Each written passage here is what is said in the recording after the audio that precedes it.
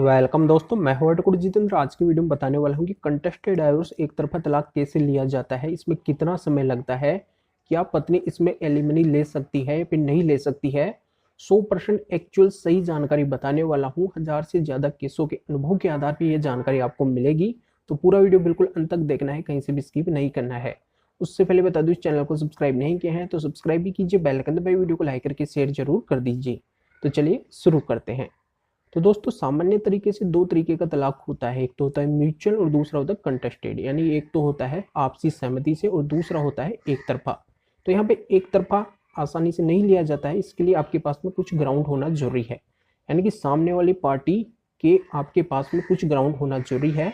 यहाँ पे बेसिकली कौन कौन से ग्राउंड होते हैं, आपको यहाँ पे HMA सेक्शन 13 में अप्लाई करना होता है और इसके लिए ये ग्राउंड आपके पास में होने चाहिए, जैसे एडल्ट्री का, क्रूरल्टी का, डिजर्सन का। जैसे सामने वाले के कोई बीमारी होगी है जो छुआछूत की है, फिर लाइलाज बीमारी है, या फिर वो लापता है, या फिर उसने कोई संन्यास ले लिया है, या फिर उसने धर्म परिवर्तन कर लिया है। तो ऐसे कई ग्राउंड होते हैं जो कंटेस्टेड डाइवोर्स में आप यूज करके और आप डाइवोर्स ले सकते हैं। तो यहाँ पे ये ग्राउंड आपके पास में होना चाहिए, यानी कि इन ग्राउंड के एविडेंस आपके पास में होने चाहिए, तभी आप कंटेस्टेड डाइवोर्स यानी एक तरफा तलाक के लिए अप्लाई कर सकते हैं। और यहाँ पे इसमें कितना समय लगता है तो ये भी मैं क्लियर कर देता हूँ। देखो, कंटेस्टेड डाइवोर्स में भी दो प्रक्रिया चलती है। एक तो ये होता है कि जैसे आप अगर कोई नोटिस भिजवाते हैं सामने वाले के पास में, और वहाँ पे अगर वो रिसीव नहीं करता है, बार बार उसके पास में नोटिस जाता है और वो रिसीव नहीं करता है, तो उस सिचुएशन में फिर आपको क्या करना होगा कि अपने वकील साहब के माध्यम से एक एप्लीकेशन लगा कर उसको एक्स पार्टी करवाना होगा। तो इसमें एक्स पार्टी अगर होता है तो कम समय लगता है, जैसे 1 ईयर के अंदर ये खत्म हो सकता है आपका कंटेस्टेड डाइवोर्स एक्स पार्टी के माध्यम से। अगर ये एक्स पार्टी नहीं होता है, सामने वाली पार्टी अगर प्रेजेंस होती है, जैसे वो नोटिस जाता है उसके बाद में सामने वाली पार्टी अगर वहाँ पे आती है, पूरी प्रक्रिया फॉलो करती है, आपके पास में अगर ठोस ग्राउंड है, ठोस एविडेंस है, जैसे एडल्ट्री के, क्रूरल्टी के, ऐसे कई ग्राउंड आपके पास में है, और आप अगर साबित कर देते हैं कि सामने वाले की ये कमी है, ये गलती है, इस आधार से मुझे ये डाइवोर्स चाहिए, और आप पूरी तरह से साबित कर देते हैं, तो नॉर्मल अगर कंटेस्टेड की प्रक्रिया चलती है तो कम से कम 1.5 से 2 साल का टाइम तो इसमें लगता ही है। तो इतना टाइम तो इसमें लगेगा। अगर यहाँ पे केस के अंदर कुछ भी नहीं है तब तो क्या है कि कम टाइम लगेगा, नहीं तो नॉर्मली 1.5 से 2 साल का टाइम तो इसमें लगता ही है, और अधिकतम कितना भी टाइम लग सकता है, इसका टाइम कोई फिक्स नहीं है।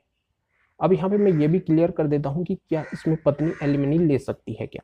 अगर पत्नी खुद कंटेस्टेड डाइवोर्स के लिए अप्लाई करती है, पत्नी को अगर यहाँ पे डाइवोर्स मिल रहा है कंटेस्टेड के आधार पे, तो यहाँ पे वो एलिमनी की डिमांड कर सकती है, उसे जरूर एलिमनी मिलेगा, क्योंकि यहाँ पे उसके हस्बैंड की गलती है, हस्बैंड की गलती के आधार पे उसको डाइवोर्स मिल रहा है, तो यहाँ पे वो एलिमनी की डिमांड करती है, तो बिल्कुल उसको इसमें एलिमनी भी मिलेगी।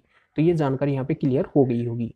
दूसरी जानकारी इसमें यह आती है कि अगर हस्बैंड खुद यहाँ पे कंटेस्टेड डाइवोर्स के लिए अप्लाई करता है, तो यहाँ पे वो वाइफ की गलती रखेगा कि मेरी वाइफ इस तरीके की है, जैसे वो एडल्ट्री में है या फिर क्रूरल्टी उसने की है, तो इस आधार से वो पत्नी मेंटेनेंस की हकदार नहीं होगी। क्योंकि यहाँ पे एडल्ट्री के आधार पे अगर हस्बैंड को डाइवोर्स मिल रहा है या फिर क्रूरल्टी के आधार पे हस्बैंड को डाइवोर्स मिल रहा है, तो यहाँ पे उसके वाइफ की गलती है, वाइफ की गलती के आधार पे उसे डाइवोर्स मिल रहा है, तो वो वाइफ यहाँ पे एलिमनी की अगर डिमांड करती है तो उसे आसानी से एलिमनी नहीं मिलेगी, क्योंकि वो खुद गलत है, वो खुद गलत है, इसलिए वो एलिमनी की हकदार नहीं होगी।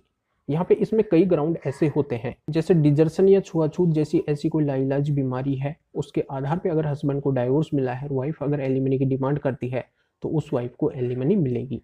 इसमें कुछ ग्राउंड ऐसे होते हैं कि जैसे उसने अगर संन्यास ले लिया है, या फिर वो लापता है, 7 साल से ज़्यादा अधिक समय से अगर वो लापता है, या फिर उसने धर्म परिवर्तन कर लिया है, तो अगर वो एलिमनी की कोई डिमांड वगैरह ऐसा कुछ करे बाद में आके, तो उसे एलिमनी नहीं मिलेगी। तो ये जानकारी यहाँ पे समझ में आ गई होगी।